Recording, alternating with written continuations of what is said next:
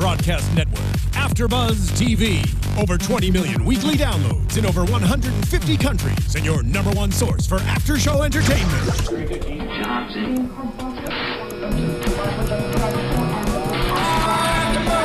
AFTERBUZZ TV, the destination for TV superfans, producing after shows for over 300 of your favorite TV shows, interviewing celebrities and showrunners, and bringing you behind-the-scenes exclusives. All thanks to E! Entertainment's Maria Menounos, producer Kevin Undergaro, and internet leader Akamai. Now, let the buzz begin! Oh yeah, bringing us in, Brandon Calhoun. We've gotten accustomed to it now. I know, I love it. I love it. I love that we've got it now to kick off our shows. Hey AfterBuzzers, and welcome to another Battle Creek After Show. Tonight we're talking Season 1, Episode 9, The Gingerbread Man. And before we dive into that, I want to make sure you guys out there are all subscribed to us on YouTube, youtube.com/AfterBuzzTV. You can also catch all of our after shows on iTunes, SoundCloud, and the AfterBuzz TV app. So the best app. Yeah, the best app. The So free app. Hit us up on all those platforms. Get your AfterBuzz fix wherever you need it. I'm Lauren Salaun, and you can find me on Twitter and all social media at Lauren Salaun. And I'm joined, as usual, tonight by Gary Thomas. Gary, how's it going? Great. Good episode tonight, so I'm excited to talk about it. And where are you on social media? Twitter? Instagram and Twitter. I am Gary Thomas. Don't look for me on Facebook. Don't look for him on Facebook. Now everyone's going to go do it. Seriously. Hope that's private. Good luck. All right. So tonight's episode, The Gingerbread Man. This is a high-ranking episode for me. Yeah, I definitely am liking where we're going with this season. Yeah, I like how the characters have been getting more involved and kind of obviously they're involved every week because they're a police department, whatever, you get what I'm saying. But I like how the characters are getting more involved in kind of the central storyline, you know? Yeah. Obviously tonight Font got injured, and so that brought a lot of drama and kind of raised the stakes for the episode, which made it more exciting and stressful for us watching. We got to meet his wife. We saw another dimension of Russ. This was a really layered episode, and I think that this whole season is finally going in the right direction. Because, in the first 1 or 2 episodes, we were like, okay, we're not sure if we really like it, but, we're still giving it a chance. It just got gradually better and better and better. Yeah, I definitely agree. Like we've said before, it seems sometimes like they were figuring out the right tone, the right balance of crime, emotion, and comedy. And I feel like they're kind of coasting in the right direction, with keeping the characters kind of central to the story and, getting Goosewitz and her son and their storyline involved more. I think when we see those backstories and the more personal sides of the characters, I think those always make for the strong episode. So tonight's I thought was really good. So we start off with Font and Russ in a car, and Font sees who he believes is this criminal, Barclay Spades, who was like a hedge fund guy, some financial criminal. Basically a white-collar criminal that the FBI wanted to get. That's how big he was. And so there's a lot of talk about Font and his special gift of never forgetting a face. He was like, I was driving opposite side of the freeway one time, and I saw some baseball player that I don't know. And he's like, and so I pulled him over just to prove to Milt, or just to prove to Russ that it was him. So Goosewitz is like, you saw my cousin's cousin at a Kiss concert? Yeah, with face paint and everything. So this is like a known thing that Font has this like keen ability to remember faces and spot them, and it's guaranteed it's that person. If Font says so, it's that person. It's right. So Font tells Milt, he's like, I'm sure I saw Spades. Milt's like, he's dead, he jumped off a bridge, plenty of people saw this happen, so sorry buddy, but he's dead. Right. And Font ends up going to Goosewitz and like with some story like, oh, we're gonna go to Baltimore, or not, go to Detroit to do this. Detroit to do this sort of thing. She's like, oh, I figured it would be to look into the Spades case. Supposed suicide of Barclay Spades. Yeah, and she's totally cool with it. And I know when we were watching, you're like, oh, she can be pretty cool sometimes. She can. I was thinking that exact thing, She just has her times where she's like, she believes in everyone in the department. Like, she has her attachment to them in some way, and it shows in different parts. Right. Like, she follows the rules for the most part, but she's also pretty cool. And she like you just said, her guys and her gals are her family, and she trusts them. So I liked seeing that too. I was like, yeah, Goosewitz, you let them go pursue that case, So Russ ends up going to the medical examiner because they've got the autopsy report from this death, and so they're pursuing it separate of Milt. And Russ really wants to be able to overturn this case and rub Milt's nose in it. Yeah, exactly. And Faunt's like, he's done nothing wrong. He's nothing but help us. Yeah, so everyone still thinks Milt's fine. Russ is the one who's really kind of gunning for him. And so Russ goes to make a deal with the medical examiner and to get her to review the autopsy files to see if anything was missed, any errors or anything like that. And in exchange, she wants his car. Which I never understand why they're in his car. Yeah. Okay. If you're a police officer, I get the whole underfunding thing and all that. So they're really trying to push that as far as they can. But come on, you have police vehicles. Any vehicle you would wouldn't be better driving this than like his. 1962 Taurus or whatever the heck it is. It's such a piece like of crap. It's like the smallest car ever, and him and Milt get in this car. It's funny looking when they're both in it. How incognito can they be in this car? Right, not at all. Exactly. So I think that's one of the things that they hold on to for comedic purposes, for sure. That they actually get in this car and go somewhere. Right, but it is ridiculous because you're like, you wouldn't be driving around in your own dumb little car. Exactly. You'd have have an official vehicle of some sort or an undercover vehicle. Right, something that looks a little less, obvious with these two men dressed in suits in this car looking around. Yeah. So Russ ends up agreeing with the medical examiner. I forget her name right now, but ends up agreeing that he'll swap the car. Essentially, she wants to give it to her nephew, and I like how they are so tongue-in-cheek, and not even that tongue-in-cheek, with Russ always making fun of her for being little. and he's like, do you think my car's crappy because it's small? Is that what you just said? And she's like, no, because it's crappy. Like. So I like their dynamic a lot because she's kind of a firecracker. And exactly. It's pretty funny because she'll dish it right back to Russ. So they end up meeting with the cop that saw this Spades guy jump off the bridge and stuff, and he and they're kind of replaying the situation to see if it was possible that maybe he didn't jump, or if a car passed by, did he somehow jump into the car, something other than him jumping into the water and dying, essentially. So Russ ends up crossing over the fence or the railing and stuff and jumping down to the next level and proving that he had the opportunity to fake this death. Exactly. I thought it was cool because we always talk about, and Milt brings this up, that Russ goes to a scene and speculates.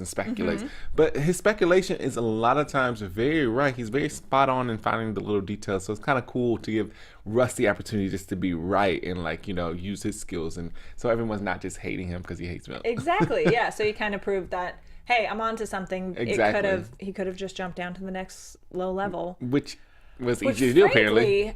I feel like bridges are there's a lot more space than that. It's not just like, well, TV purposes. No, I know. I need to realize that. You're like, get over it. Not real, but okay. So it turns out the medical examiner comes, reports back and says, okay, so the body, they couldn't identify the guy because the face was too smashed up and stuff, but that the DNA was a match, but it was a match to evidence that was planted in this guy Spade's apartment, which had been very intentionally planted there. So he had gone and planted hair and fibers and stuff from the body they decided to use in his apartment, so that when they check the body and check the stuff in the apartment, it ends up being a match, because apparently they didn't have his DNA on file already. Because he's never been arrested. Yeah. So that was super smart of this guy.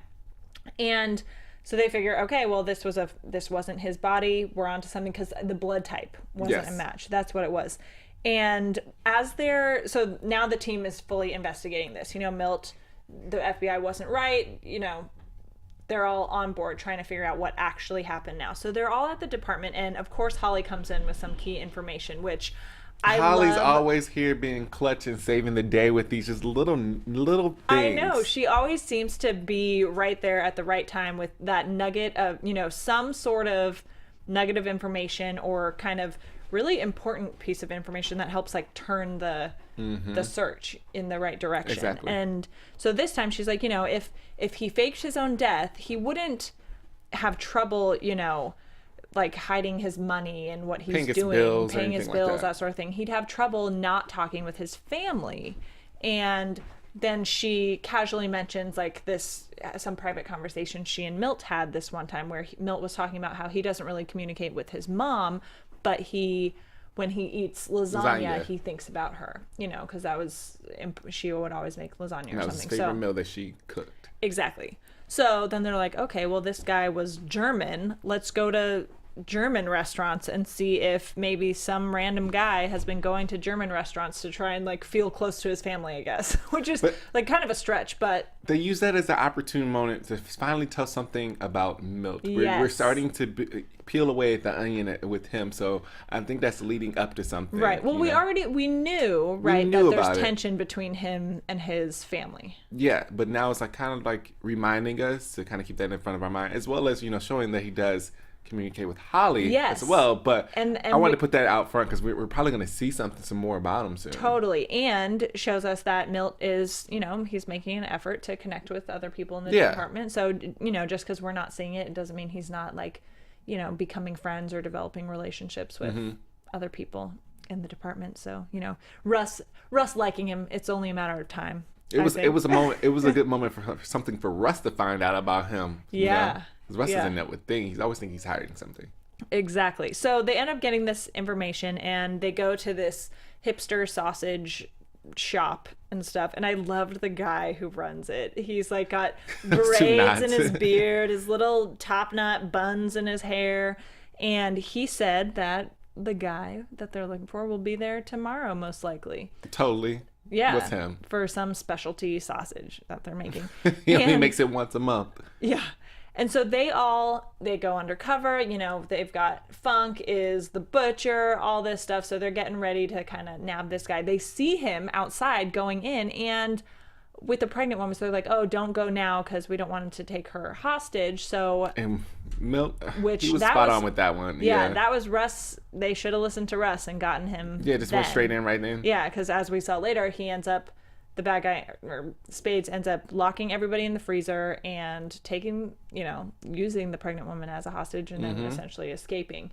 And so this is why, I mean, we were talking before how like the Gingerbread Man was kind of a random title because I feel like their titles have been so punny and just clever and very clear what they mean with regard to the episode. And the only thing I'm kind of thinking for the Gingerbread Man is, you know, like catch me, run as fast as you can't catch me, I'm the Gingerbread Man sort of thing. That has to be the only thing, because right now I'm drawing a blank to why it's called the Gingerbread Man. Yeah, I think that's the only thing, because he had gotten away the first time with faking his own death, got away the second time at the German sausage place, and then they go to the house next up and he's not there again. So he's like being very elusive. So that's the only thing I can kind of He's very, very smart. Yeah, very sneaky. Yeah, at the house. That was like got me a little nervous there. So when they're at the house, Funk, Font, and Aaron, and they are talking about how, you know, they go in, they're like, okay, clear, no one's here, and talking about how he would have just blown them up. You know, why wouldn't we be dead already? And Jay Cox is like, well, the IRA, they would delay their bombs 5 minutes so that the first cop who came in would clear the scene and then everyone else comes in. Yeah, and then let everyone else come in, and then the bomb would blow up more people. They were like, how long have we been here? Yeah, which turned out to exactly be what the plan was. And they escape unscathed, or so it seems, and then Font turns around. Oh my gosh. I was like, oh! I know, like, both of us are in there. We're like, no, like, what happened? Don't show it again. It's so funny. He's like, what's going on? Like, nothing. Like, yeah, what are you guys talking about? He's like, what? Just flinging around, and he's got this thing sticking out of his head. Maybe a piece of glass cut my ear, so. Like. Oof. Yeah, it just looked rough, which was kind of like comedic. Whole thing played out. It was a good level. They didn't overdo it. I think it was a good level because it ended up being a little bit funny, but then as we saw later, was pretty serious because, you know, he clearly had a serious head injury. Very and serious. That could, you know, if there's any swelling, he could have like gone into a coma or, who knows? Like, there was some very real risk involved with that. There was some very real just moments in it. They really acted that out very well, and it was a little emotional. I know. I got a little nervous. Yeah, Russ was very serious. He's like, this is not a joking matter. We're gonna find this guy. Like, it's one of my boys, and you could just see just how much he meant to Russ, in that moment. Like, it was just so good to see so much more of him. So, his anger was directed because he was hurt, and this was how he's coping. So it was just like, it was just so good just to see more of each character. I was kind of upset that we met Katrina before Shailene, but neither here nor there, writers. Neither here nor there. I know. I was thinking about Shailene. Right, like, we met Katrina first. I know, and she was beautiful. Was she? Yeah. Yeah. And that was fun, though, to meet her. Yeah, just I loved it. It was emotional, and just a sprinkle of comedy. It wasn't too much. They hit it and came off of it, and it was good. I totally agree. And so in the hospital, we have a little moment with Holly and Katrina talking about, Holly's getting ready to go on this cruise with Brady, her very new boyfriend, and Katrina casually drops like, oh, well, I've always thought like you and Russ, there would be something there, right. Font seems to think that Russ is in love with you. And Holly's like, well, what? It's kind of news to her, but kind of not. And she's like, well, he's never asked me out, so can't wait forever. I think it was just a confirmation for her. Yeah. Because she knows that they are close, so whatever he's saying to his wife is probably true. Oh, yeah. He really probably got it from Russ. So she's like, okay, now I for sure know it's like, definite now. Yeah. So I'm like, oh my gosh, what's she gonna do with this information now? Because she's like knows for sure. Yeah, and then we see later, obviously, like we were talking about last week, we kind of saw in the upcoming teaser stuff that Milt ends up literally pushing Russ into Holly's direction so that he can finally ask her out or something. He's really gunning for the hope that Russ will ask her out then, and she won't go on the cruise, and then they'll start dating or something like that. Right. Which seems a little, realistically speaking, with Russ's character, I didn't think he would. I don't know. You ruined it for me because I was like, I'm all into the screen like, yes, it's gonna happen. You're like, it's not gonna happen. I'm like, thanks. I just know Russ. I know Russ too well. And I just dreamed of them getting together. There was just so much like love tension there, and Holly's knowing what Russ wants to say. Holly's waiting for it. I know, completely, and he doesn't spit it out.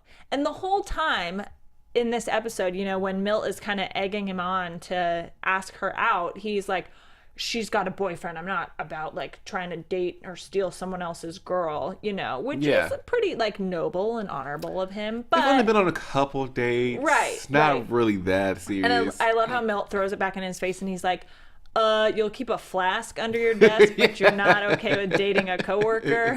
What the heck, buddy? I just like that there's more commentary between them now. You can see that they kind of know each other more. Mm-hmm. So it's not as bad as the first episodes where it's kind of like combative. They're like more just debating, and you can see that they know a little bit about each other. So I like that. And it was kind of cool seeing them in the car going back and forth. He's like, I know you like her. And like, it's not a denial thing anymore. He knows and he knows. And it's just, come on, dude, just do it. Right. I think we're so close to it. I mean, what, we've got 4 episodes left in the season? Probably last episode. No. Probably. It's going to make us watch it again. It'll probably be the last episode if we really think about it. The last episode, I guarantee they're going to leave us with that cliffhanger. It's going to be so juicy as far as Milt and then the Russ and Holly thing. It's going to be so good. Yeah, I wonder, would the cliffhanger, you think, be... Well, we won't dive into predictions. We're going to wait. So... we're at the end. They end up going to the Spades guy goes to his yacht in disguise and stuff. And the whole time he'd been kind of playing it off like he was this Robin Hood type character. And that's how he got the partner. Yeah.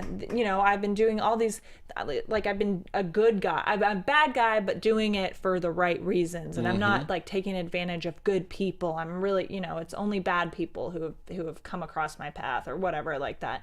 And we kind of end up finding out that that's not completely accurate. So he tries to make a getaway on his boat. Easy Money. Yeah. The boat was called Easy Money. Easy Street. Easy Street. Easy which Street. is this saying what he was doing, like easy street. He knows he lives his life on easy street. Like, right. Like I was so like, easy street. Yeah. A little clever throwing that in there. Not so easy, was it? Spades, they got you. He was really good though. Yeah. He memorized all their faces. Like, oh yeah, he was good. He's like, I'm in a town with an underfunded police force. You know, wasn't hard to know the detectives. Yeah, to memorize all your faces and stuff. Come on. Yeah. So that's kind of how it concludes. You know, font ends up being okay, which I think, you know, I didn't think there was any real risk there. No, but they did play it up a little. They played it up. It was good really to get good. those emotions going. Yeah, they played it up really good because it was like, don't have us all in here boo-hooing because you lose a character. Oh like, yeah, no, I don't think they can kill off any characters. Though we haven't seen the Niblets in a while. Haven't. I wouldn't be heartbroken if we lost Niblets. I don't want to see him go, but I mean. It's okay. They can just go kill him off. That's how you like. That's so mean. Like, but if they needed to take someone off the payroll, he might be the clear choice, they should just kill him off. I don't know. Never mind. I'm sorry. I shouldn't have said that. I want to see more Niblets. But though I do think we do see more Niblets in the teaser.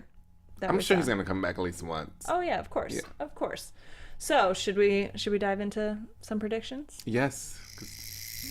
Woo. We were already almost there. Sounds. Your AFTERBUZZ I know. TV. We were almost there. Predictions. Yes, the predictions. So, as we saw in the teaser, Russ gets kidnapped. And it's so hard to go off the teasers to say anything about predictions because they give you just the tiniest bit. Snippet. Yeah, just a tiny snippet. Yeah. So it's hard to go off of it. But this one was actually kind of It looks like we see Cookie, the dog again, right? Yeah. Was that Cookie? I don't know if or was it someone else's I think it might dog? be somebody else's dog. It was another little scraggly dog, but maybe it wasn't Maybe Cookie. It was Cookie. For him to be giving the orders to Cookie. Yeah. Maybe it was Cookie. I don't know. So Russ gets kidnapped by, I don't think we know. Potentially a past, but maybe somebody that they've crossed paths with before. It has to be because I think it happened in his own car or something like that. Yeah. It looked like it. So do you think that we'll see Holly next week or do you think that she's going to be on the cruise? I think we're gonna see Holly. I think in a situation like this, we have to see her because it would be good to see her emotions in this. But I also saw in the teaser, that's true, very true, Milt's emotions towards finding him. Like it was, there's no games to be played. Everybody's on board. We're taking every resource we need to use to find him. So it's kind of we're gonna see something else about Milt and how Milt feels about Russ. Now that the tables are turned. Yeah, and good point with Holly needing to be there. We definitely should see Holly. Because maybe this is the moment when they get Russ back, when they have their little love connection, because maybe Russ is like, oh my gosh, things can change. I mean, he's not really like that. He's right. He's like such a grump, so he wouldn't say anything like that, I feel like. He's gonna be like, I was totally fine the whole time. Yeah, you guys took forever. Yes, exactly. That probably will be what he says, but there could be some sort of softening for him and like kind of a wake up call, like, oh, I need to go for it with Holly because you never know what could happen. Life's short.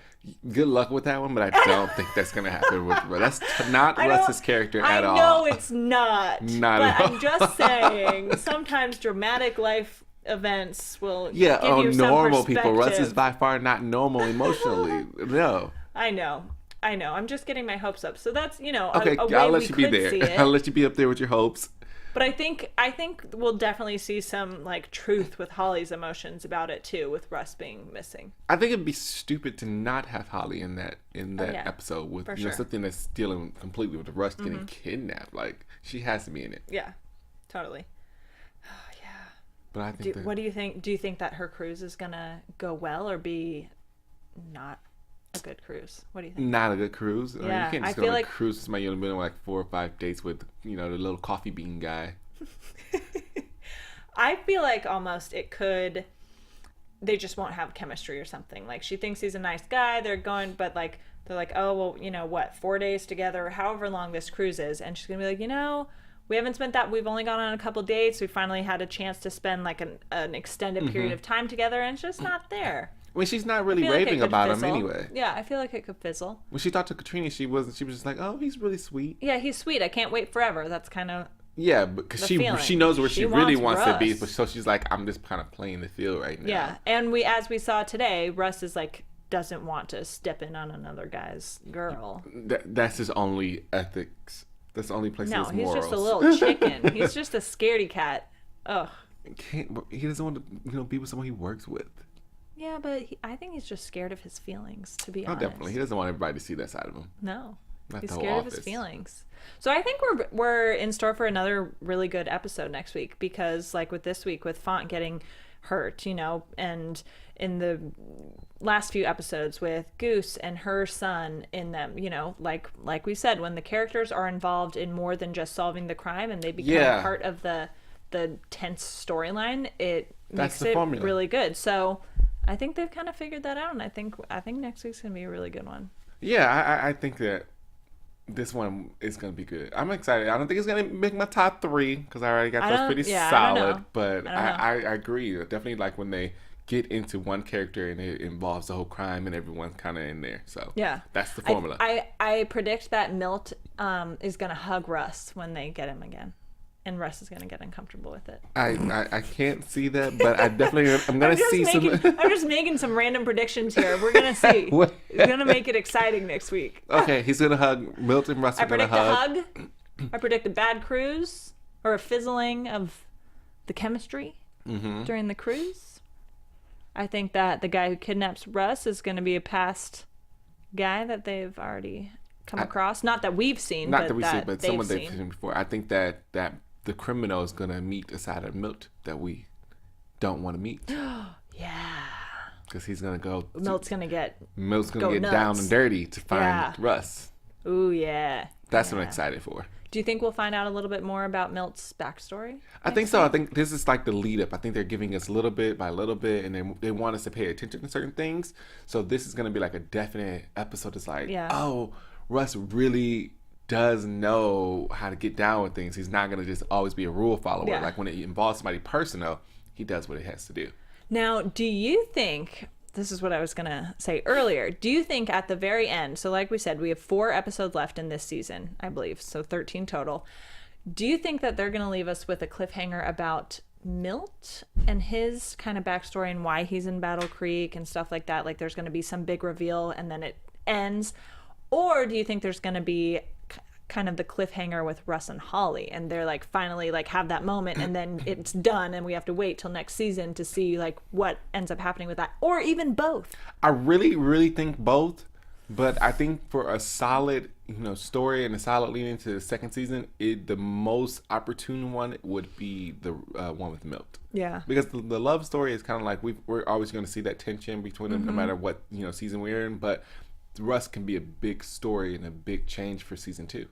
So I think so. I hope it's both, but I think the best one is Russ. Yeah. Milt. Yeah, that's the one I'm kind of leaning toward. I feel like they'll get to the Russ and Holly situation before the end. Yeah. At least like there's going to be some sort of kiss. I don't think they'll like just be dating or something. I think there might like be a kiss and then there's like, oh my gosh, what just happened? And then like maybe there's more awkwardness at the office or something, but I think something is definitely going to happen before then. Because I don't see it as a cliffhanger situation. I see this something we're already all aware of, and we just really want to see it. Inevitable. But Milt's his life and his storyline altogether could be something that can change the whole outlook of this, the whole series, and be something cool to lead into in season 2. Totally. Maybe change the tone of the whole show. Yeah, definitely. So I'm with it. All right. I think those are solid predictions. So, I mean, anything else with tonight? Our predictions are getting better because the show is getting way better. Yeah, I agree. I think this show is getting, has figured out its tone and stuff a bit more. So it's fun. All right, folks. Thanks so much for tuning in. Be sure to check back next week when we recap episode 10.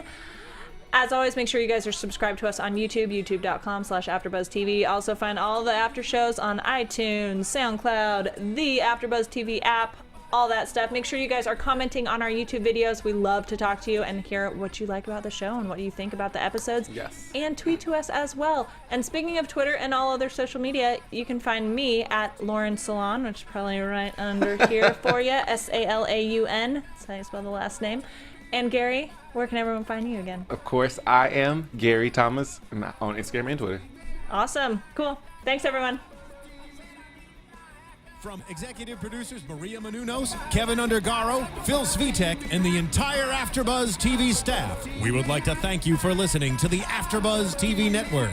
To watch or listen to other after shows and post comments or questions, be sure to visit AfterBuzzTV.com. I'm Sir Richard Wentworth, and this has been a presentation of AfterBuzz TV. Buzz you later. The views expressed herein are those of the hosts only and do not necessarily reflect the views of AfterBuzz TV or its owners or principals.